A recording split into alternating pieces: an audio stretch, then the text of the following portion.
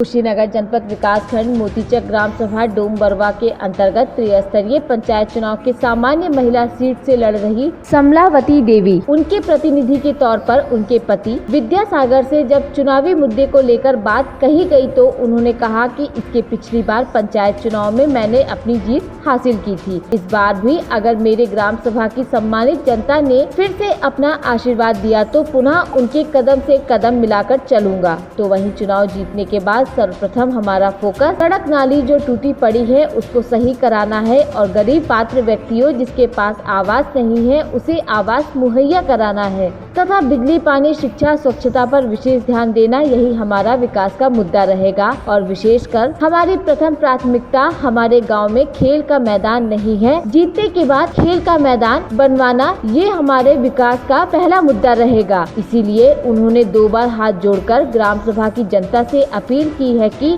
चुनाव चिन्ह इमली पर वोट देकर हमें भारी से भारी मतों से विजयी बनाएं। जी, शुभ नाम? विद्यासागर जी। ग्राम सभा डोम बरवा।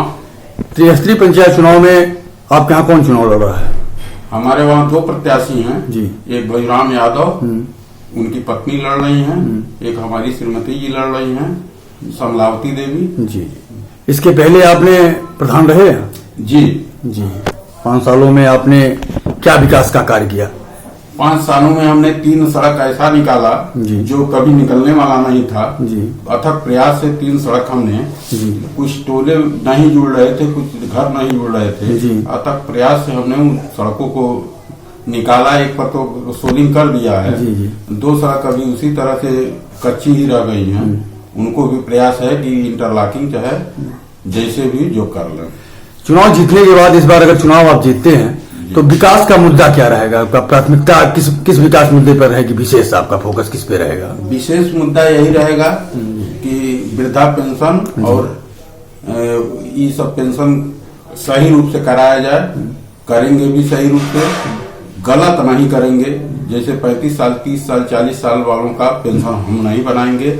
हमारी विपक्षी पार्टियां 35 साल, 30 साल की पेंशन बना रही हैं, जिसके हम विरोधी हैं। जी। अगर जी होते हैं तो हम सही काम करेंगे, गलत काम नहीं करेंगे। आपने 5 सालों में अनुमानित लागत लमसम कितने का काम कराए होंगे? लमसम अनुमानित लागत लगभग मनरेगा करीब हम 70-75 लाख 5 सालों में हुआ होगा। छोटा सा ग्राम सभा है, बड़ा ग्राम सभा नहीं है। जी, बिल्कुल बिल्कुल। जी।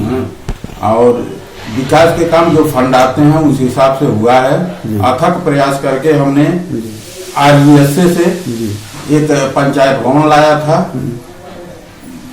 अपने प्रयास से लाया था उसको, और वो बनवा भी दिए हैं। निर्माण भी लगभग हो गया है। कुछ काम उसमें बाकी है, रंगाई पोताई और सबका जो प्राथमिकता के साथ कर देंगे।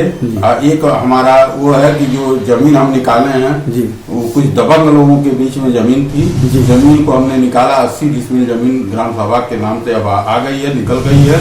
उसमें एक पार्क बनाने की योजना है। मनरेगा से पार्क अच्छा बनाएंगे कि गांव में घुसते ही लगे कि इस गांव में विकास। मेन फोकस उसी पे रहेगा आपका। जी जी। हमारे चैनल के माध्यम से अपने ग्राम सभा वासियों को क्या संदेश देना चाहते हैं?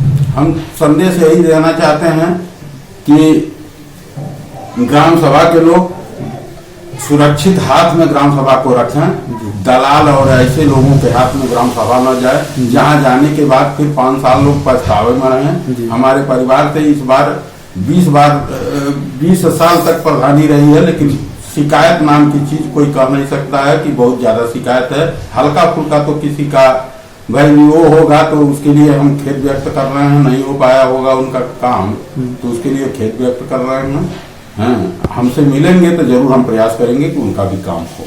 धन्यवाद। नगर से रवीन मणि त्रिपाठी की रिपोर्ट, TV1 इंडिया न्यूज।